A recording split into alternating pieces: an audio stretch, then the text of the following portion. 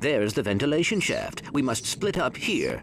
Yeah, well, I guess it's time to put on the Tyrrha Guise and go meet my new pals. Good luck. I will assist you if I can. Perhaps you should have read the instruction manual. It was nice knowing you, Ratchet. Basically, with this mission, what we have to do is avoid anything that moves, really. The lasers aren't a problem, really. However, the drones moving back and forth can actually kill Clank in one go. Seriously. And, well, okay, maybe avoiding the lasers is annoying. But, it is necessary. And, indeed, to take down the force field, we need to, go near the door. Not go near the door, but go near the switch. And then as quickly as we can to get to the door. That ain't easy with that thing in the way.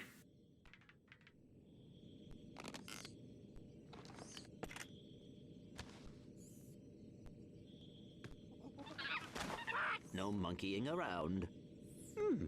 Monkeying. Ahem. We are on an important mission. You cracked the joke there, Clank, rather than the monkey, so I don't think he's to blame for the laughing. Anyway, that being said, in order to get across this gap, we need to get the monkey onto the switch by using our, well, what's called the begammed, so I'll call it that as well. So let's indeed, and what will happen when we get the begammed to shoot bananas out of the thing is that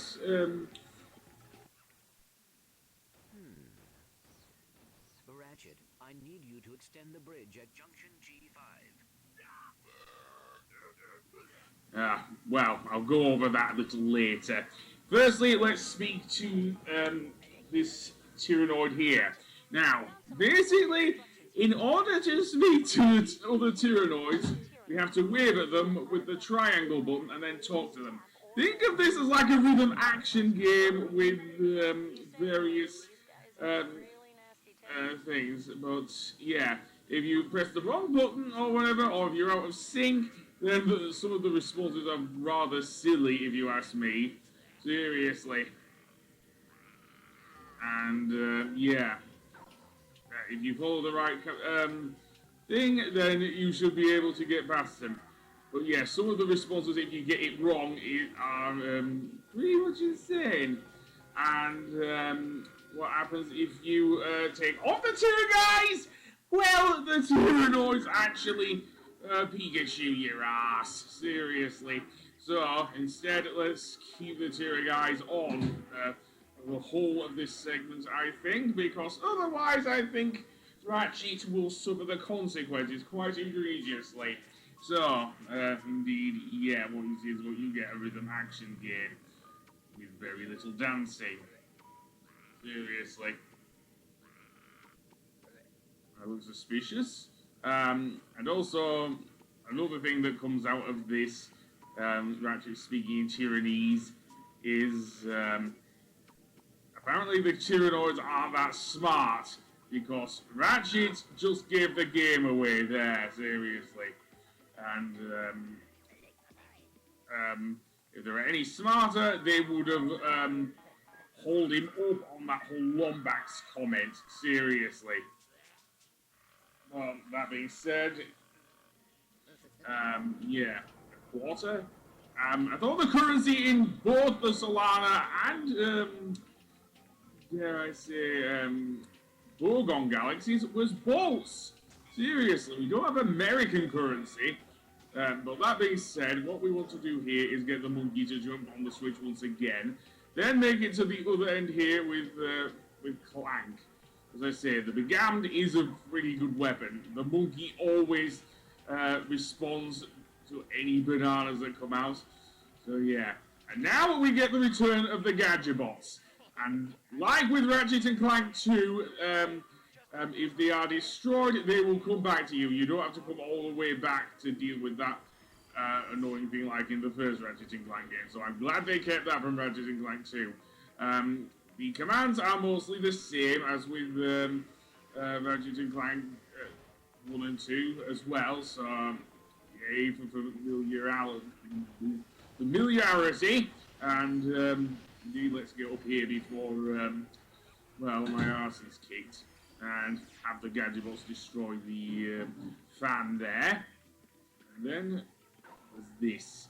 Now, this is quite a tough thing to deal with, so long as you're dealing with the monkey, because we actually want him to be off the switch. So I can get the Gadgetbots on here and then command them to wait, and have the monkey go over to the switch and eat the thing, and then have the Gadgetbots enter the little hidey hole there. And then I think we're done with Clank. We're back to Ratchet, and here we have to deal with the jumping mechanics of the Tyrrhanoid. And that isn't always easy. So yeah, same rule applies. We have to wait until the force fields we have to hurry before the force field gets back up, basically. So yeah, but it is what it is. Seriously, it doesn't look much like a repairman. Seriously, it doesn't look like a repairman. Where is tools? Even the plumber, who we will see later in the end of this episode, looks like he does have some sort of, well, to excuse the lack of footage, tools for the job, unlike Ratchet, so he would not make a very good repairman.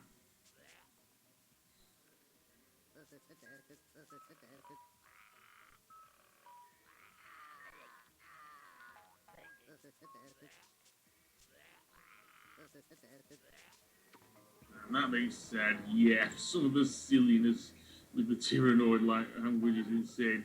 Anyway, we're here.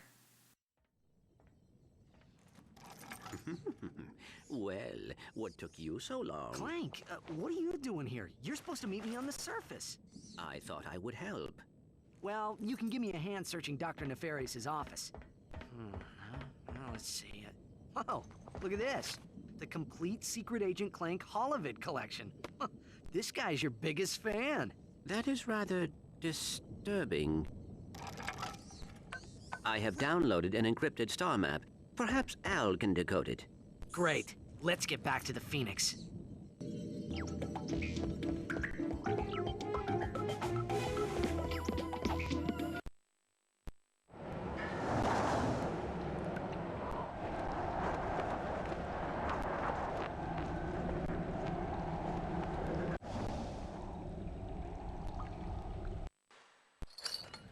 Whoa, deja vu.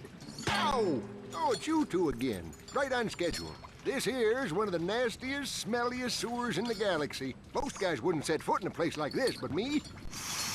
I just can't get enough. Right. Well, we were just passing through. You can get back to whatever you were doing. Hey, if you find any sewer crystals, I'll pay you for them in bolts. I'm making something special for the missus. Sewer crystals. Uh-huh. We'll keep that in mind.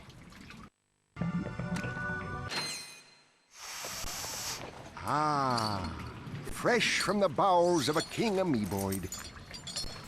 Fresh from the bowels of a king amoeboid. Yeah, we just picked up its shit, didn't we? I don't even want to imagine what the plumber's going to do with all the thing there. But anyway, I am actually going to explore the sewers here in Aquatos, because, as I say, likewise with the moon crystals and the desert crystals, in Ratchet and Clank 2, you can actually get a fair few bolts from here.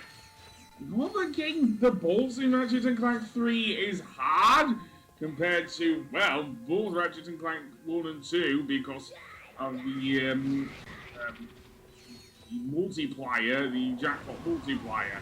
We've already dealt with King Amoeboids before in Aquatos, so yeah. But this area is solely devoted to getting sewer crystals, and there are a lot of them. So yeah, not all of them are held by King Amoeboids. Some are actually held within canisters. So yeah, why anyone would want to keep, lack a better word, Amoeboid inside a thing, but it's there. Seriously. And with the lava gun, it's very fun to deal with the Amoeboids. Seriously. I love this segment. The only thing I do have against going through the sewers, at least until we get the gravity boots, which do come back in this game, yes they do, the gravity boots, is that getting around here normally without the gravity boots is a tad annoying, because in the areas around planets Tyrrha and Relvin, the two planets where we had to farm, or we could farm the crystals and moonstones, as it were, it was a much more open area. Not so with the sewers, it's a bit more confined. However, the sewers, like with both Relvin and Tyrrha, are absolutely huge. So, yeah, the only thing stopping us from exploring them fully is the fact that we do not have, as I say, the gravity boost, which we will get a little later in the game. So, yeah. But, that is that is dealing with the sewer crystals. I don't think you get much experience with taking down the amoeboids, however. Seriously, you get a bit of nanotech, which is always a good thing, even if he doesn't have the screen mute from Ratchet and Clank 2, because, although I'm very close to a screen mute there with that, but it is what it is. Anyway, on the next episode, we will actually head to the Tyrrhanoid homeworld at Tyrrhanoids. So I will see you then. Goodbye!